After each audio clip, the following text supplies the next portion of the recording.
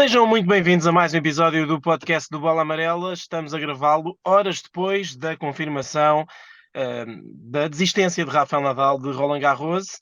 Era uma notícia que, enfim, não é escandalosamente surpreendente, tendo em conta aquilo que tinham sido a sucessão de desistências do jogador espanhol nos últimos meses. Primeiro, esperava-se que eventualmente ainda pudesse jogar aqueles Masters 1000 de março, não aconteceu. Depois achou-se que ele estava a poupar-se para a terra batida, começou-se a vê-lo a treinar muito cedo em terra batida, mas rapidamente se percebeu também que as coisas estavam bem mais difíceis do que se estava a prever. Houve uma alteração no tratamento e agora houve uma desistência, não só de Roland Garros, mas um abdicar dos próximos meses, porque conta Rafael Nadal, que fez tanto esforço nos últimos meses da sua vida pessoal, e ele fala até dos últimos anos, um bocadinho mascarados por bons resultados, mas contra Rafael Nadal, que fez tanto esforço físico e prejudicou tanto a sua vida eh, para, para se pôr minimamente saudável para competir nos últimos anos e nos últimos meses, que agora que falhou esse objetivo de estar em condições para Roland Garros, agora decidiu mesmo dar um descanso absoluto ao seu corpo, vai estar sem treinar há alguns meses,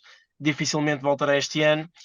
Pedro, é obviamente uma notícia triste que se junta com outra meio, meio triste, meio desesperançosa de que vamos voltar a ver Rafael Nadal, é a garantia que ele dá. Ele diz que não. Uma das frases mais fortes é que eu não mereço acabar assim. É uma das Uhum. frases mais fortes que ele diz na conferência de imprensa, mas por outro lado já sabemos que a ideia é ele acabar em 2024, o que também é triste, não é?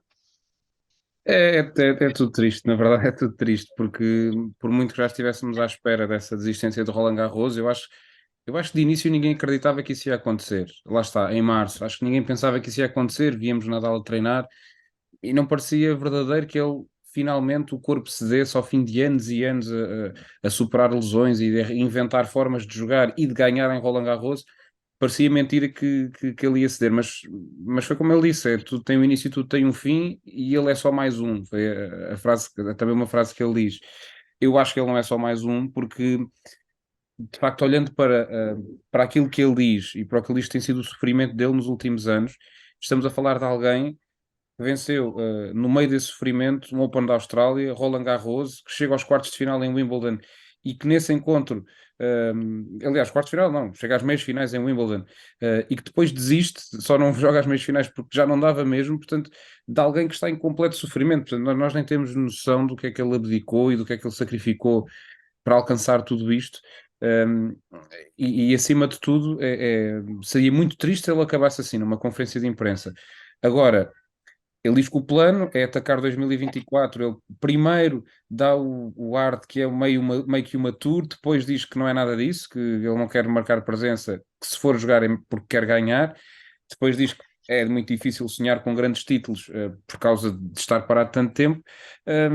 Mas acima de tudo, eu espero que o Rafa volte para ele ter essa despedida em corte e que seja competitivo e que não aconteça um bocadinho como aconteceu com o Federer. Acho que o ténis não merece isso. Duas das maiores figuras de sempre despedirem-se as duas com as lesões a falarem mais alto. Mas é de facto é um dia triste para os fãs de Rafa Nadal, certamente muito triste. Um, fica essa esperança de que ele possa voltar em 2024.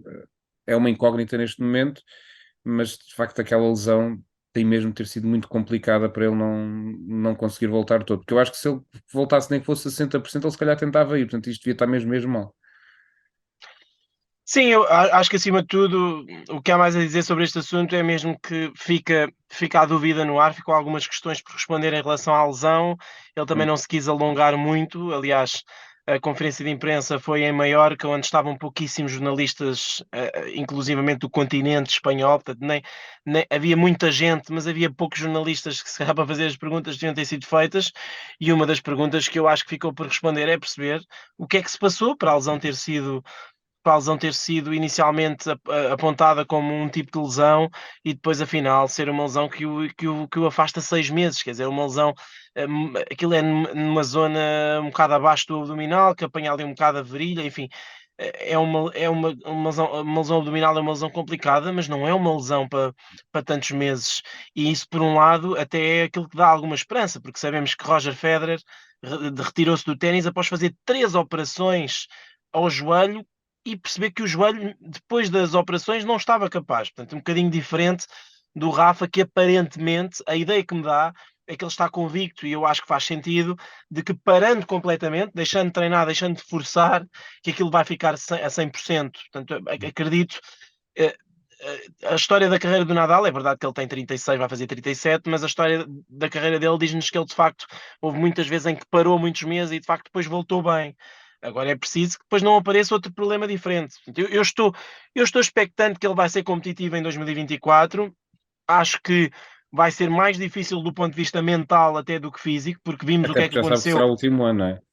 Exatamente. A comparação com o Federer não dá, porque de facto o Federer nunca ninguém soube que aquele era o último Wimbledon, É.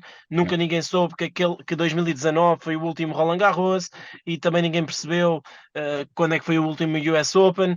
Ninguém soube. Acho que a forma mais a comparação mais real até é com a Serena Williams, que Sim. anunciou em agosto e ainda fez três torneios, uh, fez três torneios antes de se retirar e de facto vimos como houve muita, ela sentia-se muito pressionada, houve até um torneio, penso que foi em Cincinnati, em que ela perdeu com a Emma Raducanu, em que nem sequer aceitou ficar muito tempo em corte. Depois no US Open optaram por fazer uma cerimónia logo na primeira ronda depois dela ganhar, mas de facto Nadal assumindo que aquele é o seu último torneio, vai ser uma temporada altamente desgastante, até porque todos os torneios vão querer homenageá-lo, todos vão querer fazer vídeos, todos vão querer fazer tudo e mais alguma coisa. Acho que vai ser, desse ponto de vista, acho que para ele vai ser muito desgastante, para os adversários vai ser muito desgastante também, Uhum. porque, porque alguns vão acusar seguramente o momento de poder estar a defrontar pela última vez, outros, pelo contrário, vão estar ultra motivados e vão querer ganhar. Portanto, eu acho que para os fãs é bom saberem que Nadal se vai despedir e então poderem de facto.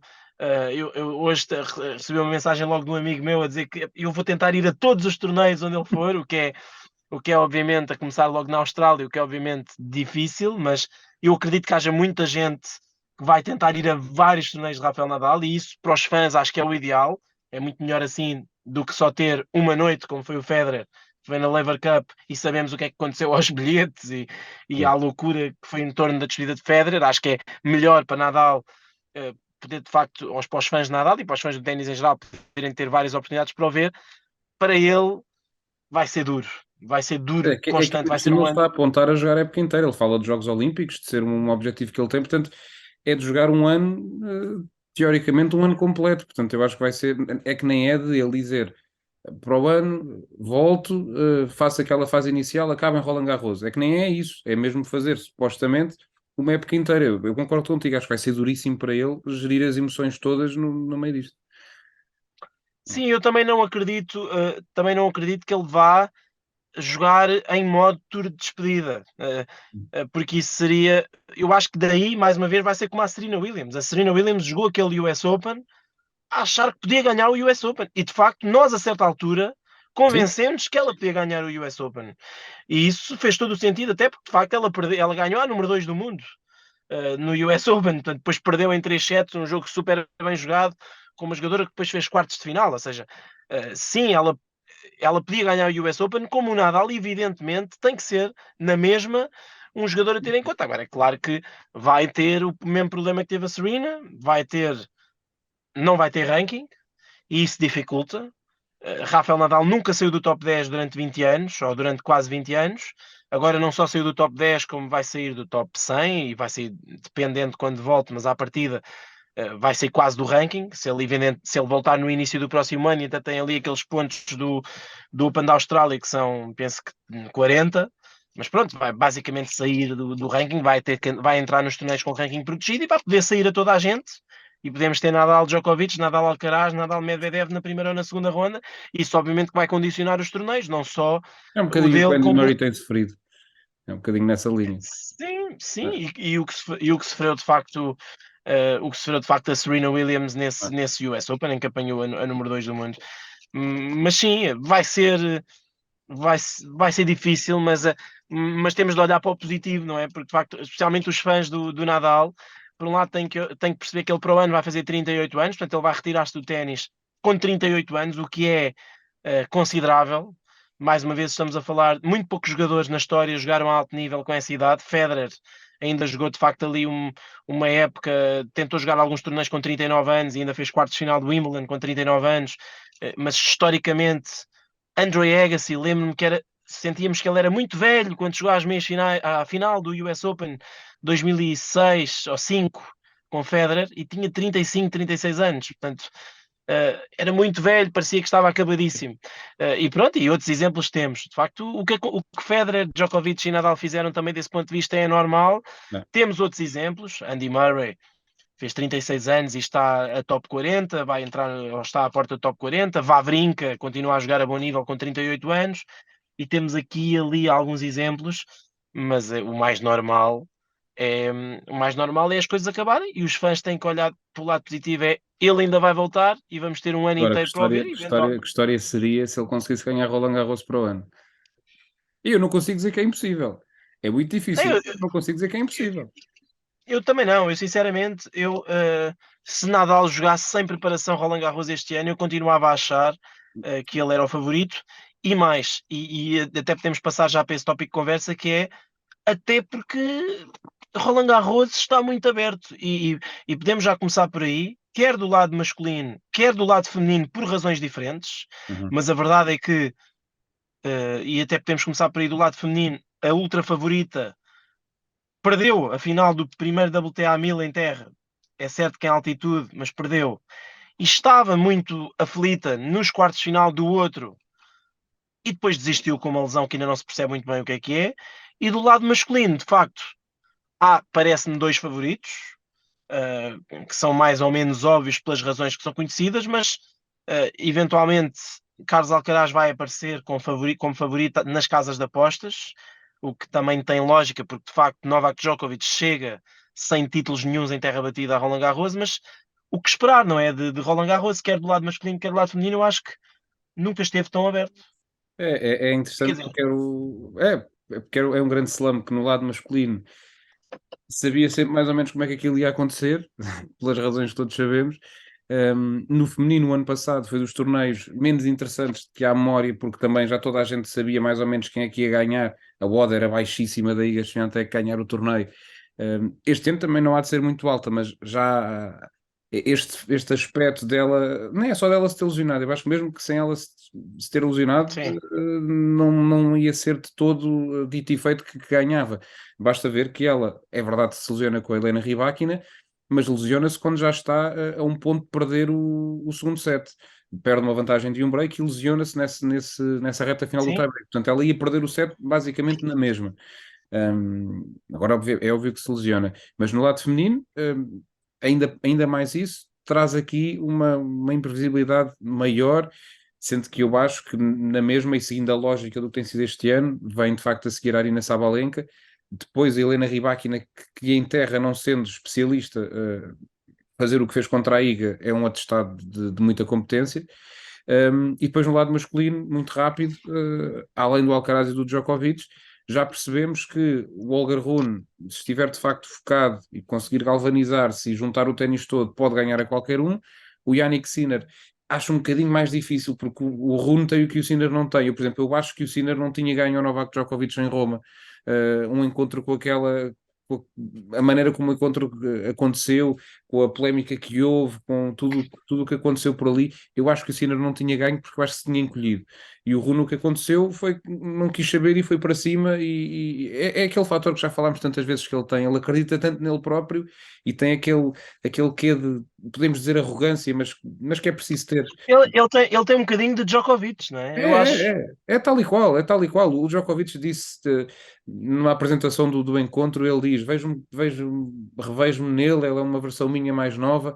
E eu acho que a comparação é perfeita, porque é o jogador que, sim senhor, eu gosto dos adeptos, mas na verdade não quer saber deles, porque não são eles que me vão fazer ganhar. Quem é que está do outro lado da rede? Ganhou 6 vezes este torneio, ganhou 17, não me interessa, eu vou-lhe ganhar. E ele tem isto que há muitos outros que não têm. O Alcaraz também tem, de uma forma diferente, mas não acho, e posso estar enganado, mas é que de facto não acho descabido o Rune estar claramente na luta pelo título.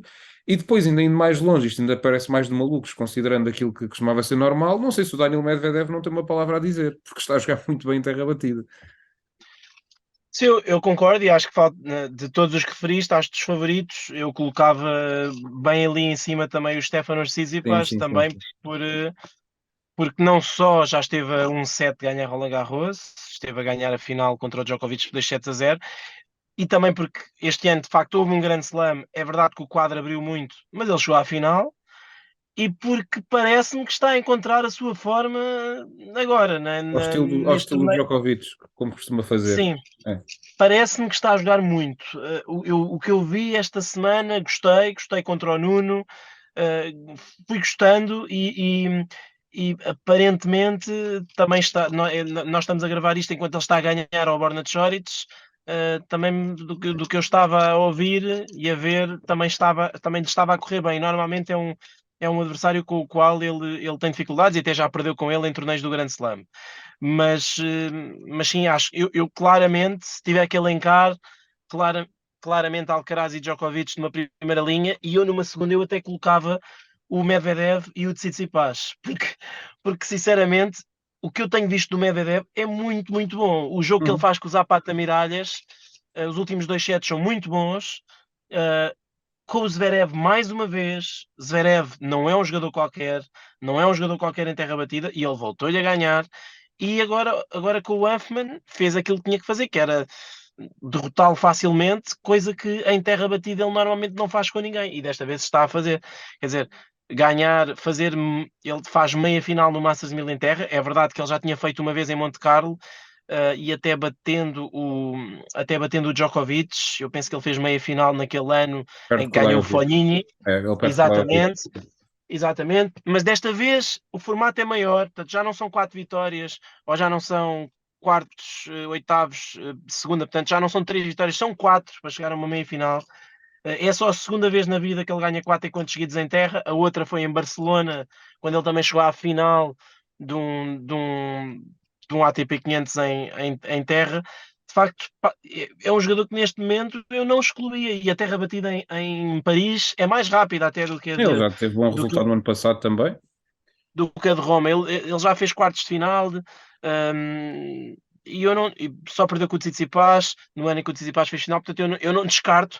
E lá está, eu tenho mais facilidade em ver jogadores que ganharam Grand Slams a ganhar outra vez Grand Slams do que tenho em ver o Rune ou o Sinner. Embora também eu acho que o Rune provavelmente vai ganhar Roma. Se não for ganhar Roma, para mim é um jogador que está a jogar talvez melhor Hum. esta semana em Roma. Acho que ele é favorito claramente contra o Rude e acho que ele pode ganhar a qualquer jogador que saia da outra metade do quadro. Diria que será sempre uma grande final nesta fase, se a meia-final sempre for Tsitsipas-Medvedev, Uhum. mas à melhor de 5 sets tenho um bocadinho mais dificuldade em achar que ele vai ganhar o torneio. Mas também não acho descabido, lá está. Eu acho que ele neste momento já está no patamar em que o Alcaraz estava no início ao meio do ano passado, que é, neste Hum. momento, o Algarve discute os títulos todos, não é? E em terra batida, acho que ainda mais. Ele em terra batida está bastante melhor este ano do que esteve em piso rápido. Mas sim, concordo com a tua análise no que diz respeito aos favoritos, sendo que há, de facto, uma grande incógnita em relação a Novak Djokovic agora. Não sei se concordas comigo, mas eu, apesar de Novak Djokovic ter perdido com o Algarve, já vi ali durante meia hora ou 45 minutos um Novak Djokovic muito bom. Hum. É certo que foi só durante meio set, mas aconteceu. E no jogo com o Norrie também vi o Novak Djokovic a jogar bem. E isso chega-me, sinceramente, Sim. para achar que ele vai chegar a Roland Garros e em Roland Garros já vai ser o Novak Djokovic normal. Chega-te a ti, chega a ele. Ele não está claramente preocupado com o seu nível, porque é verdade que ele durante o encontro com o Rune foi ficando irritado, porque obviamente ele ainda é o número um do mundo e ele não gosta de jogar mal. E houve ali momentos em que ele estava muito atrapado e foi ultrapassado taticamente pelo Rune, porque isso aconteceu. Houve ali uma altura que o Rune tinha o plano de jogo tão bem desenhado que o Djokovic não estava a conseguir contrariar.